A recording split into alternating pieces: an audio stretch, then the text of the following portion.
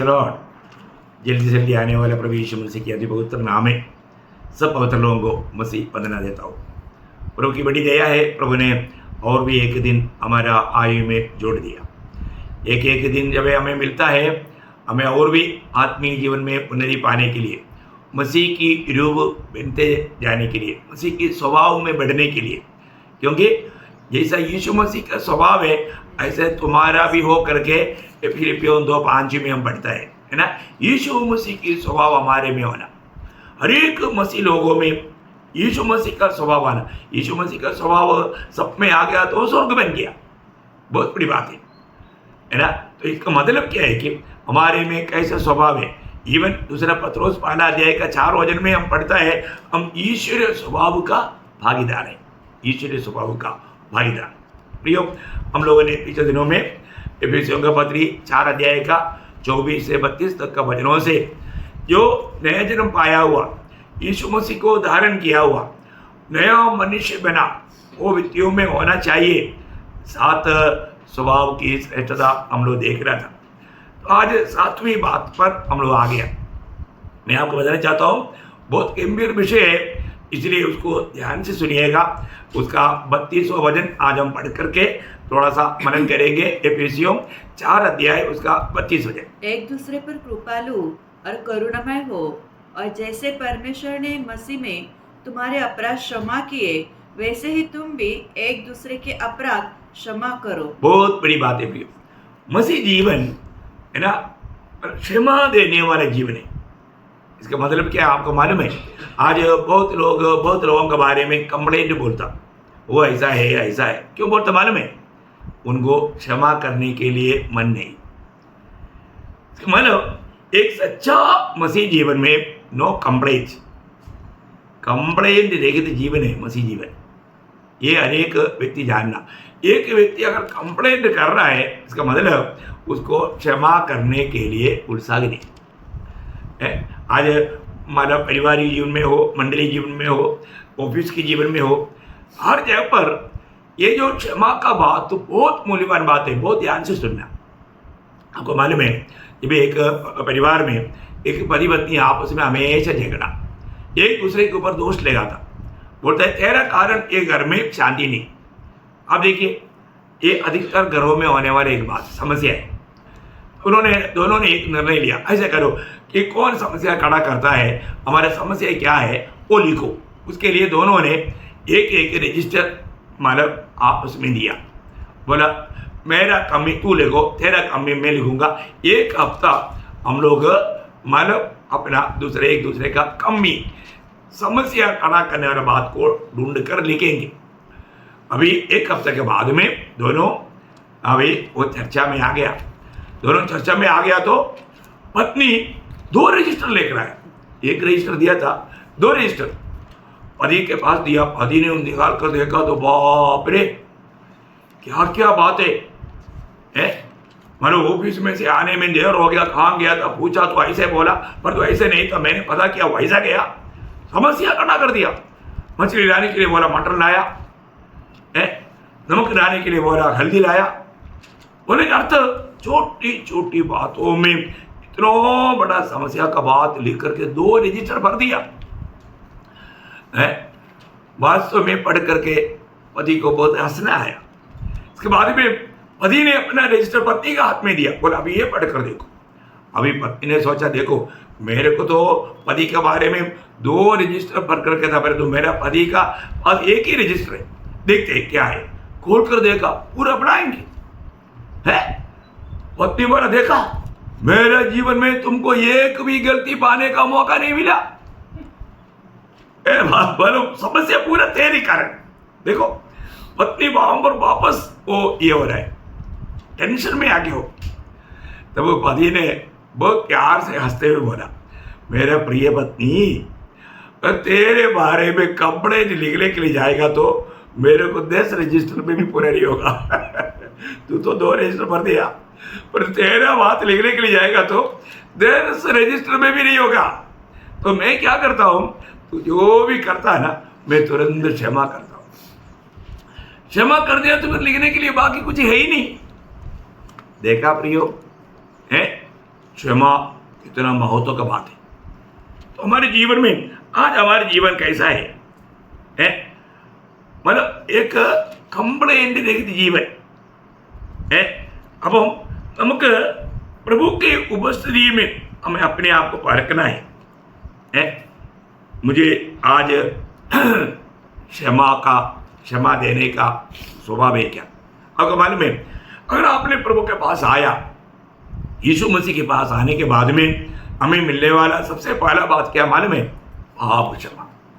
क्या मिलता? पाप क्षमा। एक बार 4 लोग मिलकर के एक चारपाई में घाट पे एक पारलेस व्यक्ति को लेकर आया, तो भीड़ के कारण नहीं ला सका। वो बैठने वाला छत खोल करके उनको नीचे निकाला। आपको मालूम, मरकुस उसका 2 अध्याय में पूरा पढ़ेंगे नहीं, मैं उसका खास बात बताता हूँ। उसका 5 वचन पढ़ना। यीशु ने उसका विश्वास देखकर उस लंगड़े के रोगी से कहा, हे पुत्र, तेरे पाप क्षमा हुए। बस अभी आप देखिए, अभी वो लोग चंगाई के लिए लाया और तो प्रभु ने क्या दिया? पाप क्षमा दिया। प्रियो, प्रभु यीशु मसीह के पास आने वाला हर एक लोगों को सबसे पहले प्रभु देने वाला बात है पाप क्षमा, है ना। बीमारी में मर गया तो भी पाप क्षमा ना पाकर मर गया तो वो आनंद आग में जाएगा। सबसे बड़ी बात है, एक इंसान ने सारा संसार को भी कमाया और तो अपना आत्मा को नष्ट किया तो क्या लाभ है? हर एक इंसान पाप में जन्मा। हमारा हर एक मनुष्य का समस्या पाप है। पाप से छुटकारा प्रभु यीशु मसीह के नाम पर है। आप देखिए, है तो प्रभु यीशु मसीह के नाम में पाप क्षमा है। यीशु नाम का अर्थ ही हमें पाप से मुक्त करने वाला। मत्ती 1:21 आपको मालूम, उस नाम में पाप क्षमा, जो पहला यूहन्ना 2 अध्याय का 12 वचन। आप देखिए, ये बहुत बड़ी बात है। हमें पाप क्षमा उस नाम से मिला। क्या आप वास्तव में पाप क्षमा पाया व्यक्ति है? आप कब पाएंगे मुझे पाप क्षमा मिला? आज बहुत उदार पाए वाले लोगों को भी ये बात का निर्णय नहीं कि मुझे पाप क्षमा मिला। प्रियो, पाप क्षमा पाया हुआ व्यक्ति दूसरे को क्षमा देने के लिए हमेशा तैयार रहना चाहिए। अगर आपने पाप क्षमा पाया, दूसरे को क्षमा करने के लिए तैयार नहीं है, तो आपको भी क्षमा नहीं मिलेगा। यह प्रभु का वचन का व्यवस्था। आज आपको मालूम है, बहुत मालूम, मैं उदार पाया, मैं पाप क्षमा पाया, मैं विश्वासी है, ऐसे कहने वाले लोगों के चेहरे देखो, उनके चेहरे में आनंद नहीं। प्रियो, पाप क्षमा पाया हुए व्यक्ति का एक चिन्ह, वो हमेशा आत्मा में आनंद रहेगा। बहुत बड़ी बात है। हमारा जीवन में अगर हमने पाप क्षमा पाया है, वो चेहरे में हमेशा आनंद रहेगा। देखिए, आज हमें देखने वाले लोग हमारे चेहरे में बाकी लोगों से बढ़ करके ये खुशी देख पाता है कि नहीं, ये जानना बहुत जरूरी बात है। तो प्रभु ने, पिता ने हमें मसीह में होकर के क्षमा दिया, वो हमारे लिए आदर्श। वो आदर्श हमें जानना। आपको मालूम है, यीशु मसीह क्षमा का बारे में बताते हुए चले लोग सुना।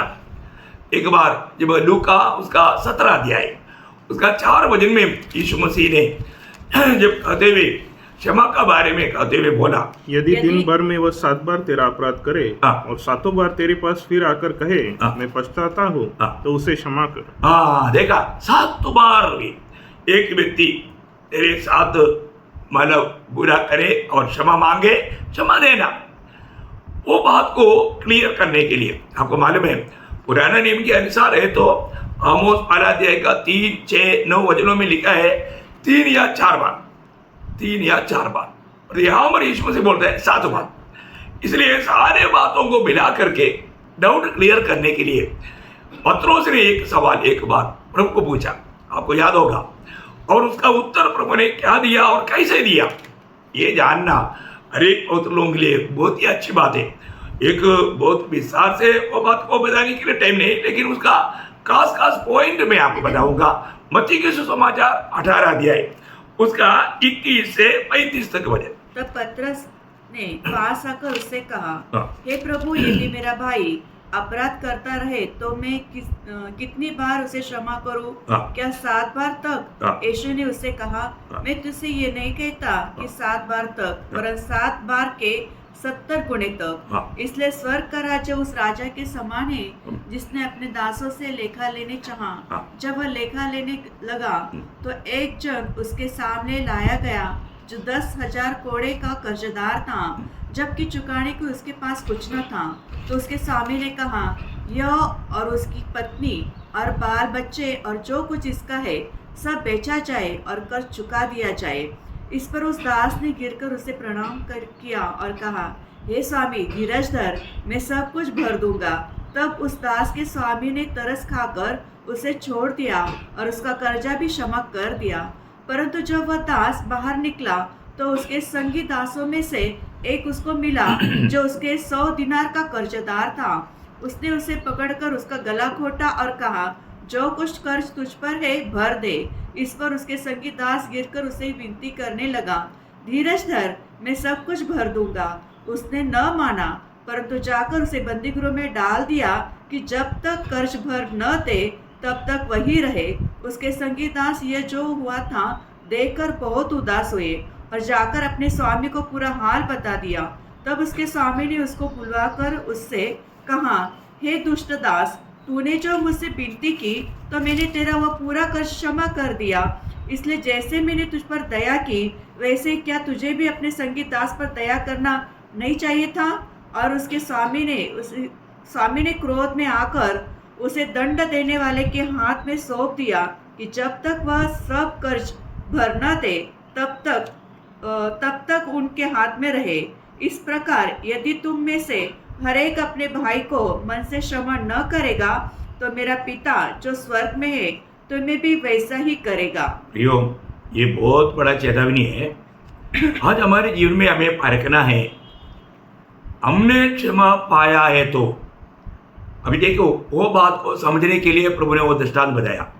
हमने पाया हुआ क्षमा कैसे क्षमा है? वो एक हल्का क्षमा नहीं, हमने पाया हुआ क्षमा बड़ा रकम का क्षमा है। यहाँ पर मानो उसका 24 वचन में प्रभु ने क्या बोला? जब तक नहीं 24 वचन, 18 अध्याय का 24 वचन। जब वह लेखा लेने लगा तो एक जन उसके सामने लाया गया जो 10 कोड़े की कर्जदार था। 10 तोड़े क्या है? 10,000 तोड़े। 10,000 तोड़े, इसका मतलब करीब दाम बताता है करीब 4 करोड़ रुपया से अधिक, 4 करोड़ रुपया के अधिक। देखिए, अभी वो गरीब व्यक्ति आयु भर में कितना भी कोशिश करेगा तो भी वो दे नहीं पाएगा, चुका नहीं पाएगा। प्रियो, हमारा पाप की अवस्था कैसे था? हम पाप करके पापी नहीं बना, हम जन्म से पापी है। 51 वचन संगीत आपको याद है, 5 वचन। तो हमें ये बात को जानना, हमारा खर्चा इतना भयंकर था। 49 वचन संगीता 7 से 9 तक वचन आपको याद है ना? कभी भी वो खर्चा चुका नहीं सकता है उसका। उनमें से कोई अपने भाई को किसी भांति छुड़ा नहीं सकता है और न परमेश्वर को उसके बदले में प्रायश्चित में कुछ दे सकता है, क्योंकि उनकी प्राण की छुड़ौती भारी है। प्राण की छुड़ौती भारी है, अंत तक कभी न चुका सकेंगे। देखा, ऐसी अवस्था ये व्यक्ति का भी था, अंत तक नहीं कर सकता था। लेकिन वो स्वामी ने उस पर तरस खाया, देखिए, और उसकी विनती के अनुसार उसको क्षमा मिला। प्रियो, मुझको और आपको मिला हुआ क्षमा वो हम सोचने से बढ़कर है प्रियो, हमारे भावना से बढ़कर है। ये हर एक उद्धार पाए हुए लोग, पाप क्षमा पाए हुए लोग जानना चाहिए। लेकिन अब यहाँ पर वो व्यक्ति जो बाहर निकला, वहां पर क्या हुआ? उसका 28 वचन। परंतु जब वह दास बाहर निकला तो उसके संगी दासों में से एक उसको मिला जो उसके 100 दिनार का कर्जदार था। देखा, 100 दिनार बोलेगा तो करीब अपना समझने के लिए 200 रुपया। देखिए, उसको मिला हुआ माफी कितना? 4 करोड़ से अधिक है, परंतु उसको यहाँ पर क्या था? सिर्फ 200 रुपया। आप देखिए कितना अंतर है, कितना भयंकर अंतर है। परंतु उसने उसके जीवन में उसने उसको माफ नहीं किया, उसको क्षमा नहीं दिया। आप देखो प्रियो, है ये बात। और दासों ने जाकर स्वामी को बताया तो स्वामी उनको बुला करके क्या बोला मालूम है?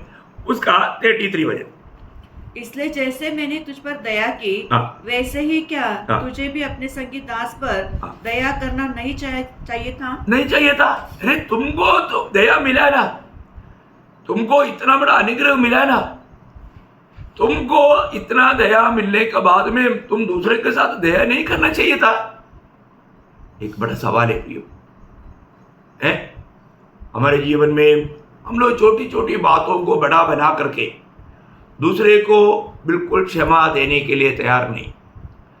ये अवस्था हमें भी प्रभु से प्राप्त होने वाला क्षमा से हमें अयोग्य ठहराएगा।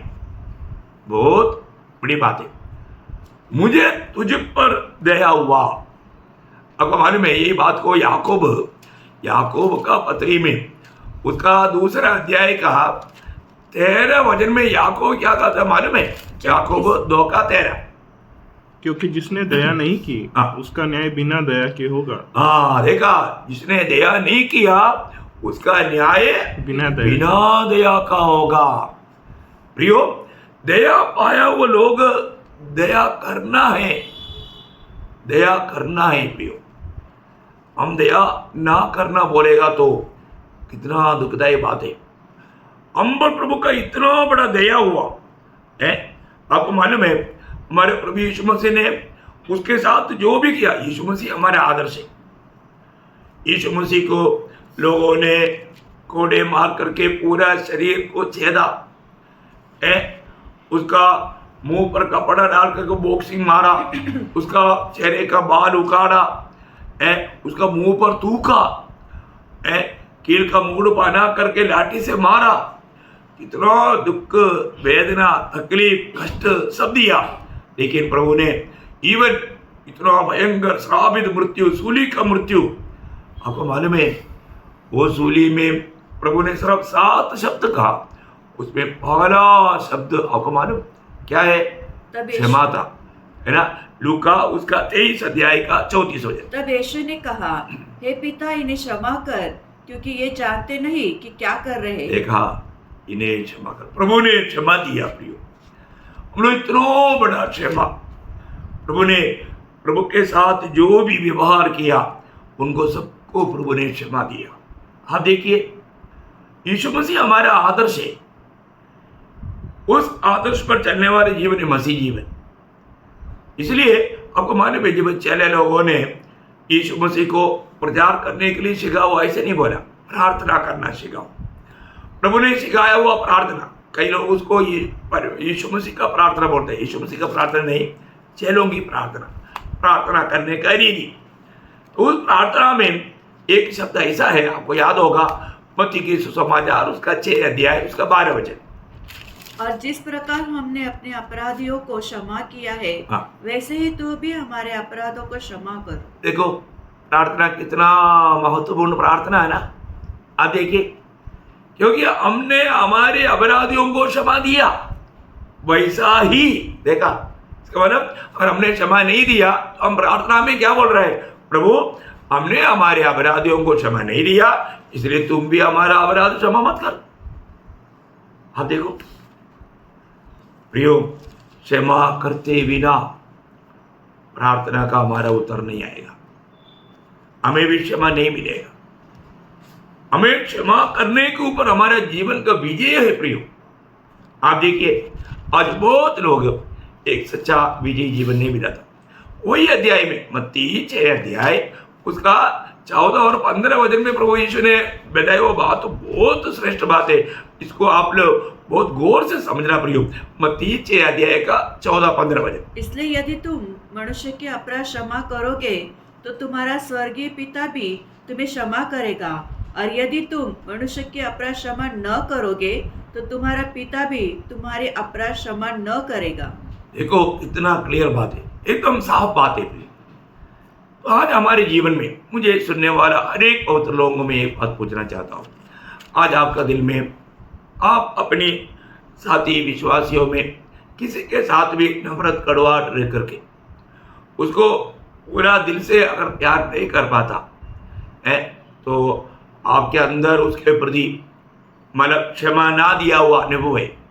इस अनुभव में आप कितना भी प्रार्थना करें, कितना भी आराधना करें, कुछ प्रयोजन नहीं प्रियो, कुछ भी फायदा नहीं। स्वर्ग उसमें प्रसन्न नहीं होगा। इस विषय को थोड़ा गहराई में समझना कितना अच्छी बात है। मैं हर एक पवित्र लोगों को ये बात बताना चाहता हूँ। अगर चाहे, है ना, तो आपको मालूम है क्षमा देने में कोई सीमा नहीं। पत्रोस ने 7 बार पूछा, प्रभु ने बोला 770 बार, इसका मतलब 490 बार। 490 बार के बाद में और एक बार किया तो क्षमा नहीं करना, ऐसा है क्या? नहीं, बोलने का अर्थ सीमा रहित पाप मानव क्षमा। कितनों भी क्षमा करना पड़े, क्षमा देते रहना, बहुत बड़ी बात है। ऐसा नहीं कि गिनती करके 490 बार किया तो उसके बाद में किया तो क्षमा नहीं देना, ऐसा नहीं। वो कहने का अर्थ तुमको क्षमा करने का सीमा नहीं, सीमा रहित होकर के क्षमा करना बहुत बड़ी बात है। हमारे जीवन में एक सच्चा मसीह जीवन, एक सच्चा विजय जीवन, हरेक को हर बात में क्षमा देने वाला जीवन है, तभी वो एक सच्चा विजय जीवन, एक आनंदमय जीवन बिता पाएगा। आप देखो, आज भी आप जैसे खुशी मनाना चाहिए वो खुशी क्यों नहीं मना पाता? क्योंकि आपने किसी ना किसी को क्षमा देने के लिए बाकी रह गया। देखिए वचन में क्लियर लिखा, जब कोलोसियों का पत्री उसका 3 अध्याय उसका 12-13 वचन पढ़। इसलिए परमेश्वर के चुने हुए के समान जो पवित्र और प्रिय है, बड़ी करुणा और भलाई और दीनता और नम्रता और सहनशीलता धारण करो। और यदि किसी को किसी पर दोष देने का कोई कारण हो तो एक दूसरे की सह लो और एक दूसरे के अपराध क्षमा करो, जैसे प्रभु ने तुम्हारे अपराध क्षमा किए वैसे तुम भी करो। देखा, वैसे ही तुम भी करो, आज्ञा है प्रियो। आप देखिए इसका मतलब हमारे जीवन में हमें कैसा जीवन बिताना है ना, हमें ये जो क्षमा हमें धारण करना है, क्षमा को धारण करना। आप देखिए धारण करने वाला बातों में एक है क्षमा, बहुत बड़ी बात है अपने जीवन में। आज ये धारण करके हमें चलना है ना। एफएससी में भी वो बात लिखा है 4 अध्याय उसका 2-3 वचन पढ़ना। एफएससी 4 का 2-3, अतः सारी दीनता और नम्रता सहित और धीरज धरकर प्रेम से एक दूसरे की सह लो और मेल के बंधन में आत्मा की एकता रखने का यत्न करो। देखो, एक दूसरे को सह लो या एक दूसरे को क्षमा कर दो, बहुत बड़ी बात है। हमारे जीवन में क्षमा देते बिना मसीह जीवन में आगे बढ़ नहीं सकता है। इस कारण जिसको भी क्षमा देने का अनुभव नहीं रहेगा उसको क्षमा पाने का भी योग्य नहीं है। मतलब एक बार मतलब प्रभु का दास पौलुस ओनेसिफोरुस का बारे में, उनका परिवार का बारे में दिया हुआ एक गड़ा गवाही है, वो सुंदर एक शब्द है। 2 तिमोथी 1 अध्याय उसका 16 से 18 वचन। 2 तिमोथी उसका 1 अध्याय उसका 16 से 18 वचन। ओनेसिफोरुस के घराने पर प्रभु दया करे, क्योंकि उसने बहुत बार मेरे जी को ठंडा किया और मेरे जंजीरों से लज्जित न हुआ। पर जब वह रोम में आया तो बड़े यत्न से ढूंढकर मुझसे भेंट की। प्रभु करे कि उस दिन उस पर प्रभु की दया हो। देखा, उस दिन उस पर मतलब प्रभु का उस न्यायासन के सामने प्रभु का दया उसको मिले। और आगे, और जो सेवा उसके इफिसुस में की है उन्हें भी तू भली भांति जानता है। देखिए प्रियो, बोलेगा तो यहाँ पर ओनेसिफोरुस ने प्रभु के दास के साथ जो कार्य किया उसने बहुत बड़ा दया करुणा उन पर उंडेला, करुणा दिखाया। देखो बहुत बड़ी बात है, जो भी दया करता उसको दया मिलेगा है। आज हमारे जीवन में हमें एक दूसरे के प्रति क्षमा देना कितना अनिवार्य बात है प्रियो। हमारे यीशु मसीह हमारा सबका पाप क्षमा किया। पहला रक्त साक्षी स्तेफानोस का बारे में हम जब देखता है, जब प्रेरितों का काम उसका 7 अध्याय उसका 60 वचन में, फिर घुटने टेक कर ऊंचे शब्द से पुकारा, हे प्रभु यह पाप उन पर मत लगा। देखा, ये पाप उन पर मत लगा। प्रियो एक बात जानना, हमें इतना बड़ा क्षमा मिला, हमें दूसरे को कोई भी प्रकार का गलती क्यों न हो क्षमा देना ही चाहिए। यहाँ पर स्तेफानोस ने उसको पत्रवाह करने वाले लोगों पर, उन पर बहुत बुराई बोलने वाले लोगों को क्षमा देते हुए प्रभु के पास चला गया।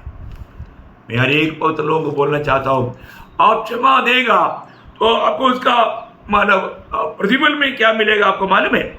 उसका फल क्या है ना? इब्रानियों 6 अध्याय उसका 12 वचन पढ़ना। इब्रानियों 6 अध्याय उसका 12 वचन। लॉर्ड, ताकि तुम आलसी न हो जाओ, हाँ। वरन उनका अनुकरण करो हाँ। जो विश्वास और धीरज के द्वारा प्रतिज्ञाओं के वारिस होते हैं। देखा, हमें वायदाओं को प्राप्त होगा, प्रभु ने दिया हुआ प्रतिज्ञाओं का वारिस बन जाएगा। बहुत बड़ी बात है प्रियो है। और इतना ही नहीं, हमें बड़ा फल मिलेगा। ये बात याकूब का पत्र 5 अध्याय 7-8 वचन में इसको समझने के लिए वो बात तो बहुत बड़ी बात है। इसलिए हे भाइयों, हाँ। प्रभु के आगमन तक धीरज धरो। धीरज धरो। देखो, हाँ। किसान पृथ्वी की बहुमूल्य फसल की आशा रखता हुआ हाँ। प्रथम और अंतिम वर्षा होने तक धीरज धरता है। हाँ। तुम भी धीरज धरो तुम भी धीरज धरो और अपने हृदय को दृढ़ करो, हाँ। क्योंकि प्रभु का आगमन निकट है। देखिए, बहुत बड़ी बात है। प्रभु का आगमन निकट होने के समय में हमें धीरज धरकर एक दूसरे को सहना, क्षमा करना, उनकी जैसा हम उनके साथ ना करें, दिल से उनको क्षमा दे। बहुत बड़ी बात है प्रिय। हर एक पवित्र लोगों में प्रभु ये गुण चाहता है।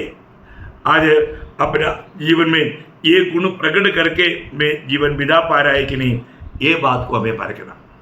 आज हमारा दूसरे को क्षमा करने का गुण कैसा है?